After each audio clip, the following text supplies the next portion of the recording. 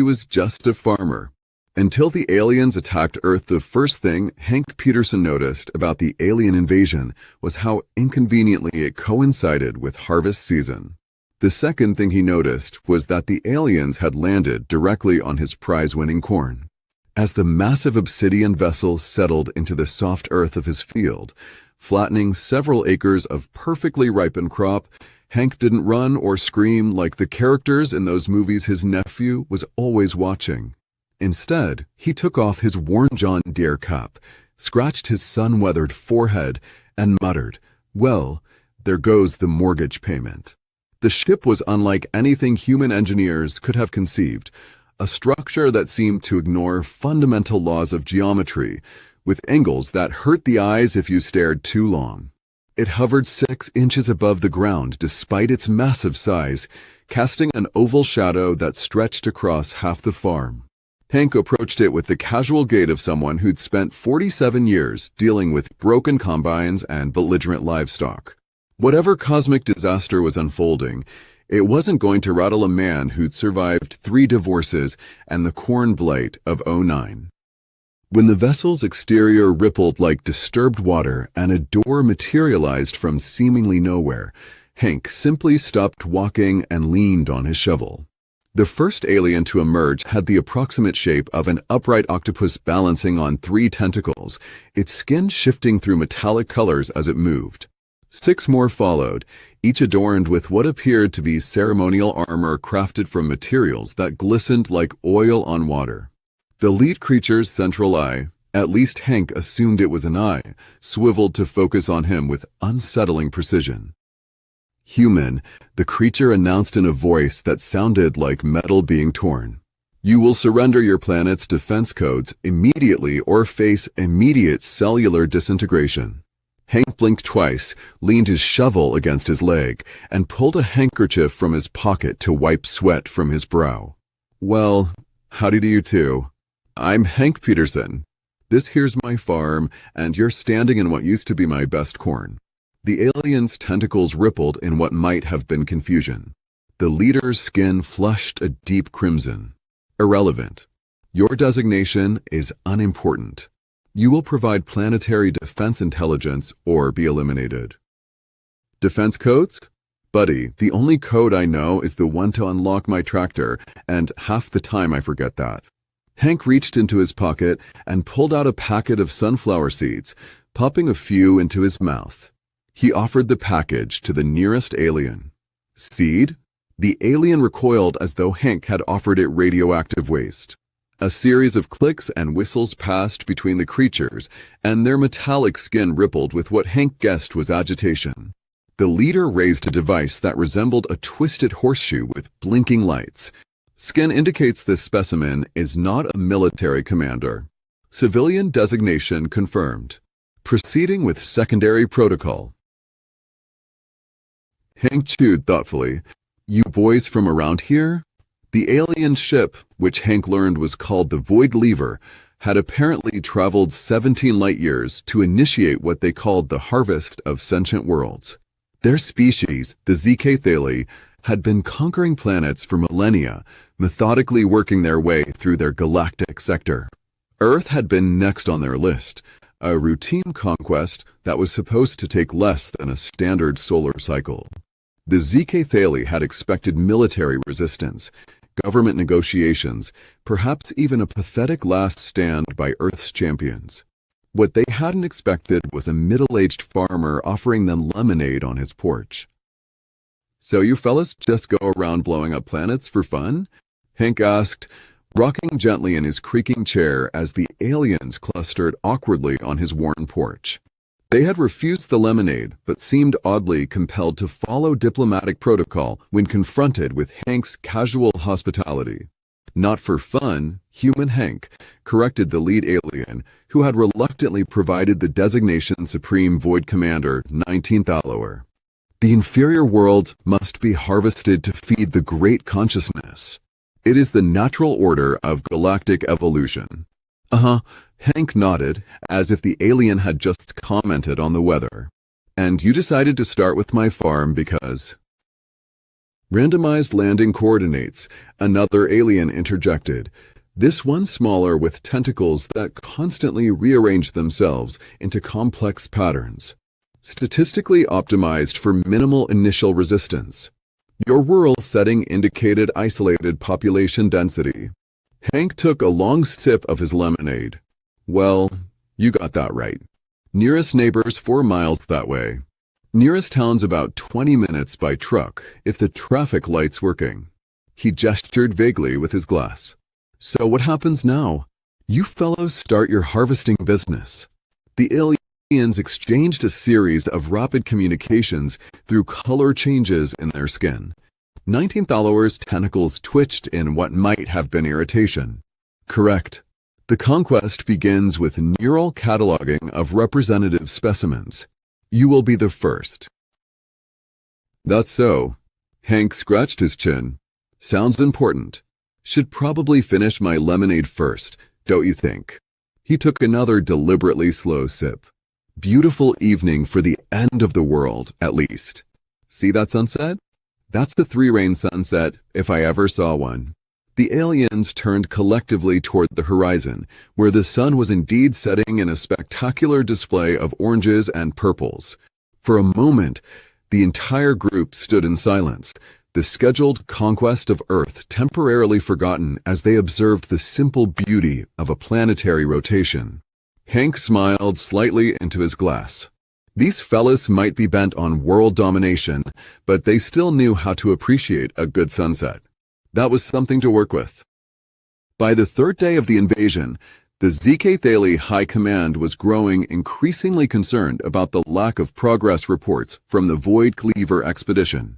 According to standard conquest protocols, Earth should have already been subjugated, its defenses neutralized, and its population centers under ZK Thales control.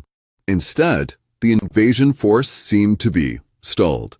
In the ship's command center, a circular chamber filled with pulsating organic technology, Supreme Void Commander 19th Hour was attempting to explain the situation to an increasingly agitated holographic projection of Grand Admiral ZK Vrel. The human specimens are unpredictable. Admiral 19th Hour's skin rippled with embarrassment. They do not respond to intimidation according to known psychological models. The hologram flickered angrily. Explain the 3-day delay, Commander. Where are the human resistance leaders? Where are the cataloged neural patterns? Why has Phase 2 not commenced? 19th Hour's tentacles twisted nervously. We are currently engaged in detailed anthropological study of human social structures and agricultural systems. What 19th Hour couldn't bring himself to admit was that the invasion force had spent the past 2 days helping Hank Peterson fix his barn roof, learning to drive his tractor, and participating in something the human called a barbecue. The commander had justified these activities to his crew as infiltration tactics, gathering intelligence on human infrastructure. The truth was far more disturbing. They were actually enjoying themselves. The way I see it, Hank was explaining to 2 confused ZK Thales scientists as they examined his irrigation system, you fellas are going about this conquest business all wrong. You can't just show up and expect folks to hand over their planet. That's not how we do things around here. Clarify, Human Hank demanded the scientist designated ZK Moore, whose tentacles were currently tangled in a garden hose. Your species lacks unified planetary defense. Your technology is primitive. Your governments are fractured. Conquest should proceed according to standard protocols. Hank chuckled, kneeling down to untangle the alien. See, that's thinking like a space conqueror, not a farmer. When I want to expand my farm, I don't just show up at my neighbor's place with a shotgun. I bring over some of my best produce, maybe help fix their fence, show I'm a good neighbor. Next thing you know, when they're ready to sell, guess who they call first? The aliens exchanged confused color patterns. This is conquest through reciprocal social obligation, asked the second scientist, ZK Lower. We just call it being neighborly, Hank shrugged. Works a lot better than disintegration rays, I can tell you that. Less paperwork too, I'd imagine. Back in the command center, 19th Hour was facing a crisis. The Grand Admiral was demanding immediate action, but the commander had begun to question the entire premise of their mission. The human Hank, despite his primitive technology and isolated status, had demonstrated problem-solving capabilities and adaptability that fascinated the ZK Thali. More troublingly, he had introduced them to concepts that had no equivalent in their culture, concepts like taking it easy, shooting the breeze, and most dangerously, thinking for yourself. By the end of the first week, the invasion had transformed into something unprecedented in ZK Thali conquest history. The aliens had established a forward base, which consisted mainly of lawn chairs arranged in Hank's backyard. The fearsome weapons of mass destruction remained locked in the Voidcleaver's armory, while the conquest force found themselves increasingly involved in what Hank called farm life. "You perform this labor daily?" asked ZK Nor, a tactical specialist who was awkwardly attempting to collect eggs from Hank's chicken coop. "Without automation? Without neural interfaces?" "Yep," Hank replied, demonstrating the proper technique for the third time. "Just me and these ladies here. They don't like it when you stare at them with that big eye of yours. Makes them nervous."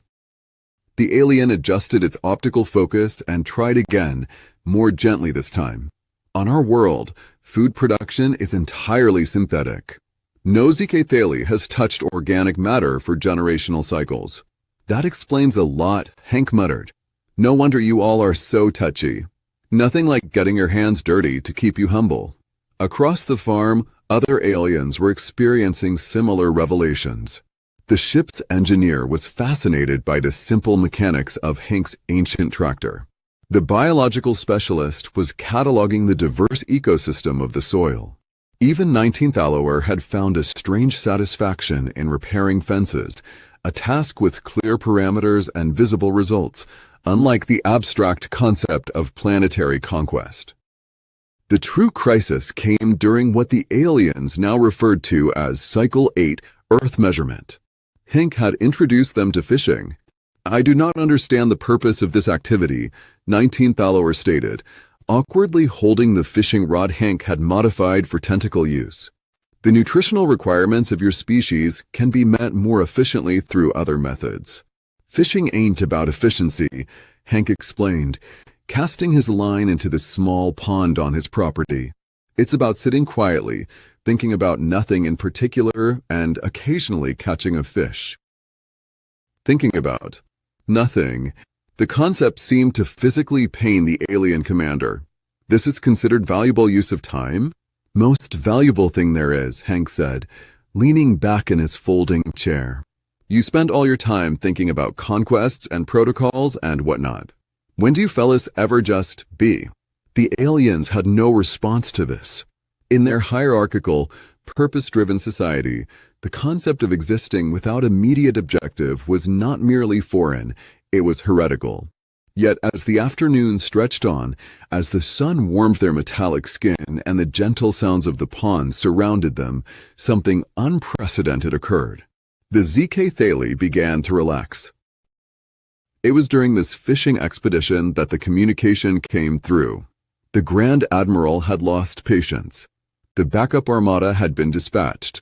Earth would be harvested within 3 planetary rotations, with or without 19th Hour's expedition. As the commander stared at the small communication device, his skin cycling through colors of distress, Hank noticed the change. "Bad news from the home office?" 19th Hour's tentacles drooped. "The continuation fleet approaches. They will not. Fish. They will not. Fix barns. They will harvest." Hank reeled in his line and set down his rod. For the first time since the aliens had arrived, his expression was completely serious. "How much time we got?" 3 rotations of your planet." "Well then," Hank said, standing up and dusting off his overalls. "Guess we better come up with a plan. Can't have a bunch of uptight space squids ruining fishing season." The following morning found Hank's kitchen table covered with star charts, technical diagrams, and several half-eaten blueberry muffins. The invasion force, Or as Hank now called them, my extraterrestrial farmhands had spent the night analyzing options and finding them all inadequate. The continuation fleet consists of 17 warships, each capable of planetary-scale devastation, explained the tactical officer ZK Tur. Our vessel is a mere scout ship by comparison. Direct confrontation is impossible. And I'm guessing a strongly worded letter won't do the trick either, Hank mused, refilling coffee mugs. He had fashioned special mugs the aliens could hold with their tentacles, an innovation they found oddly touching. What about your big boss? Can't you explain that we're not worth the trouble? 19th Allower's skin darkened. The great consciousness does not. Reconsider. The harvest protocol has been initiated. It must be completed. Hank frowned, stirring another spoonful of sugar into his coffee. Tell me about this harvest business. What exactly are they after? Resources? Slaves? Real estate? The aliens exchanged uncomfortable color patterns. Finally, the science officer ZK Moore spoke. The harvest extracts.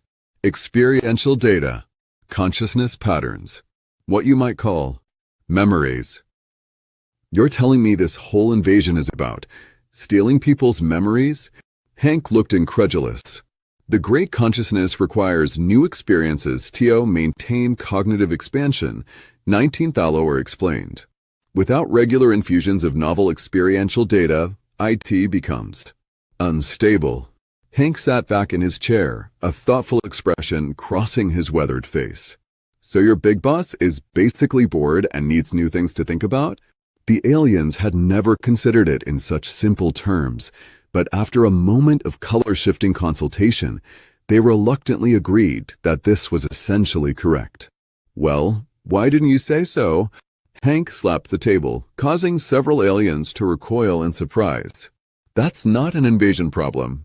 That's an entertainment problem. For the next 2 days, Hank Peterson, former ordinary farmer, now Earth's unlikely diplomatic representative, put into motion what he called Operation Vacation Package. The ZK family, bewildered but increasingly trusting of his methods, followed his instructions with the same precision they would have applied to planetary conquest. The Voidcleaver's interior was transformed. The neural extraction chambers were repurposed as experience simulators. The weapon systems were recalibrated for non-destructive purposes. The ship's vast databanks were loaded with something the aliens had never encountered before, human culture, in all its chaotic, contradictory glory. You believe the great consciousness will spare your planet in exchange for entertainment? 19th Allower asked, his skepticism evident in the purple hues rippling across his skin. Trust me, Hank said, carefully attaching a modified satellite dish to the ship's exterior. If there's one thing humans excel at, it's finding new ways to waste time. We've elevated it to an art form. Your big consciousness thing doesn't need to eat our brains if we can just hook it up to Netflix. When the continuation fleet arrived in Earth's orbit, they were met not by resistance or surrender, but by a single transmission from the Voidcleaver. Grand Admiral ZK Vrail, tentacles rigid with anticipation of conquest, received the message personally. The holographic projection that appeared before the Grand Admiral was not of Supreme Commander 19th Allower delivering a conquest report. Instead, it showed a human in dirt-stained overalls and a cap, casually leaning against what appeared to be primitive farm equipment. "Howdy there," Admiral Hank said, tipping his cap. "Name's Hank Peterson. I understand you're here to harvest our planet or some such nonsense. Before you go through all that trouble, I'd like to offer you an alternative arrangement that'll save us both a heap of bother." The Grand Admiral's skin flashed crimson with outrage. "Where is Commander XIX Thallower? Why does a primitive organism address the continuation fleet?" "Oh, XIX is around here somewhere. Probably out back trying to get my tractor started again. Between you and me, he's not much of a mechanic, but he's learning." Hank scratched his chin casually. "Look, Admiral, here's the situation. Your folks came here to collect new experiences for your big brain back home, right? Well, We've got a better way to do that without all the fuss of an invasion. The Admiral's anger shifted slightly toward confusion. Explain, human. Glad to, Hank smiled. Instead of harvesting our memories and leaving us with nothing but empty heads, how about we set up a subscription service? Your consciousness gets regular updates of our best experiences, our most creative ideas, our most entertaining stories, without anybody getting hurt. We're calling it the Intergalactic Cultural Exchange Program. For the first time in recorded ZK Thale history, a Grand Admiral was speechless. The concept was so alien, so outside of established protocols, that it took several moments for the Admiral's neural pathways to process it. This is unprecedented. That's kind of our specialty down here, Hank replied, being unprecedented. Look, I've had your advanced team here helping me on my farm for over a week now. At first, they thought I was just some backward yokel on a primitive planet. Now they're fishing, baking muffins, and arguing about which human music is best. If your big consciousness is bored, Earth is the answer to your problems. Commander XIX Thallower supports this. Exchange. Why don't you ask him yourself? Hank stepped aside, and the camera panned to reveal the Supreme Commander and his crew, each wearing various items of human clothing over their armored forms. 19 Thallower had somehow acquired a flannel shirt and was holding a fishing rod. Admiral 19 Thallower began formally, then hesitated. His skin cycled through several colors before settling on a calm blue. I recommend consideration of the human proposal. Our preliminary experiential sampling indicates their species generates novel consciousness patterns at an unprecedented rate. They are unpredictable, inefficient, illogical. And that's just the good stuff, Hank interjected with a wink. The harvest protocol is absolute, the Admiral stated, but with noticeably less conviction. Yeah, about that. Hank scratched his head. Your commander here has been telling me about your great consciousness and its need for new experiences. Got me thinking, when was the last time your big brain had a truly new experience? Not just memories from conquered species, but something completely unexpected. The Admiral's tentacles twitched uncomfortably. Elaborate. Well, what if instead of following the same old harvest protocol you've been using for thousands of years, you tried something different? Something no ZK Thale has ever done before. Hank leaned forward conspiratorially. What if you made friends with us instead?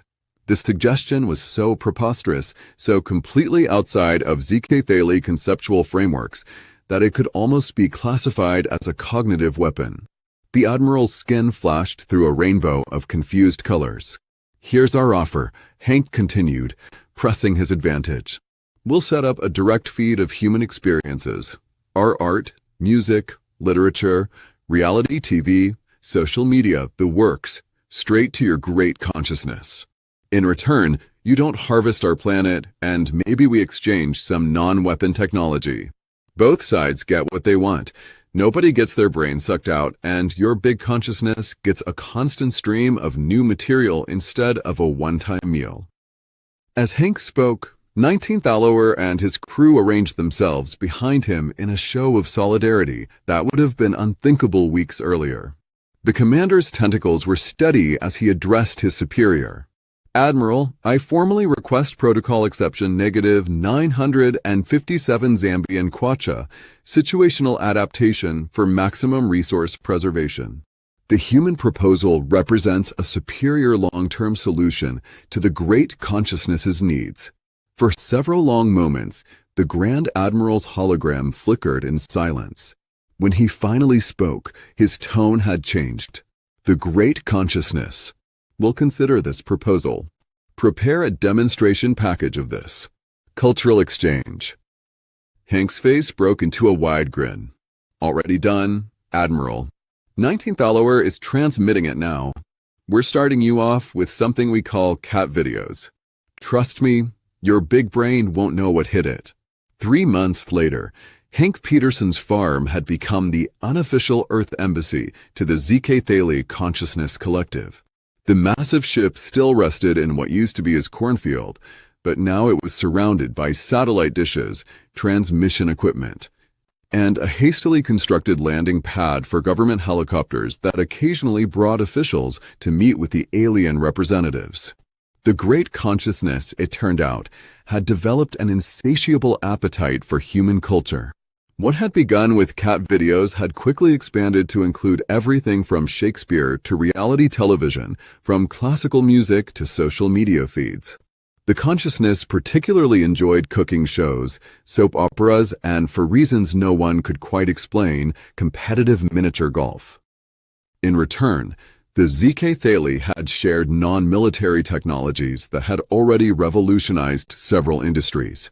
Hank's farm now boasted the most advanced irrigation system in the galaxy, soil that could grow crops in any climate, and a tractor that never seemed to need refueling.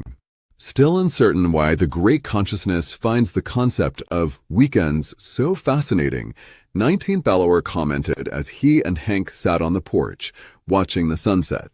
The commander had been appointed permanent liaison to Earth, a position he had accepted with surprising enthusiasm. Weekends, holidays, coffee breaks, your folks had never considered the value of not working, Hank replied, rocking gently in his chair. Sometimes the most productive thing you can do is nothing at all. 19th Thalor's skin rippled in what Hank now recognized as thoughtful contemplation. The collective has existed for 27,000 years. In all that time, we never considered leisure. That's because you were too busy conquering planets to stop and go fishing, Hank said with a chuckle. Speaking of which, I heard the base are biting at the north end of the pond. Want to try out that new lure you designed? As they gathered their fishing gear, a sleek government car pulled up the dusty driveway. A harried-looking woman in a dark suit emerged, clutching a tablet computer. Mr. Peterson? I'm from the State Department. We need to discuss the ZK Thales request for access to our entire catalog of cooking competitions and home renovation shows. There are security implications we need to, ma'am. Hank interrupted politely. Unless the world is ending in the next 3 hours, it's going to have to wait. The fish are biting, and the Admiral here has been looking forward to this all week. 19th Thalor, now comfortable enough with human expressions to recognize indignation, added helpfully, the great consciousness has discovered the concept of taking a number. Perhaps you could. Take a number. The official sputtered in protest, but Hank was already heading toward the pond, alien commander in tow. We'll be back before dark. There's coffee in the kitchen, and feel free to use the Wi-Fi. Passwords, Core Farmer 1, all lowercase. As they walked away, 19th Thalor's skin shimmered with amusement. You know, human Hank, on my world, dismissing a government representative would be grounds for neural recalibration. Well, on my world, interrupting fishing time is just plain rude, Hank replied. Besides, what are they going to do? Complain to the aliens? Last I checked, you folks are still technically in charge of deciding whether to harvest our planet or not. The harvest protocol has been officially suspended, 19th Thalor noted. The Great Consciousness is too busy watching something called the Great British Bake Off to consider planetary conquest. Hank nodded sagely. Smart move. Wait until they discover soap operas. You'll never get them back to conquering. As they reached the pond and began setting up their gear, 19th Thalor's communication device pinged with an incoming message from the continuation fleet. The commander checked it, and his skin flushed a bright yellow, the ZK Thales equivalent of laughter. The Great Consciousness has just issued a new directive, he announced. All ZK Thales are to observe something called weekends. Productivity protocols are suspended for 2 planetary rotations out of every 7. Hank cast his line into the still waters of the pond. Well, I'll be. Looks like we just changed an entire civilization with a fishing rod and some reruns. And corn, 19th Thalor added, awkwardly casting his own line. Do not forget the corn. Never, Hank agreed with a smile. It's always about the corn. As the sun began to set over what had once been an invasion site and was now something closer to a cultural exchange center, Hank Peterson, former ordinary farmer, accidental diplomat and savior of Earth, leaned back in satisfaction. The government would sort out the official treaties and technological exchanges. The scientists would study alien biology and physics. The politicians would take credit for averting global destruction. But Hank knew the truth. Earth hadn't been saved by weapons or strategies or diplomatic genius. It had been saved by fishing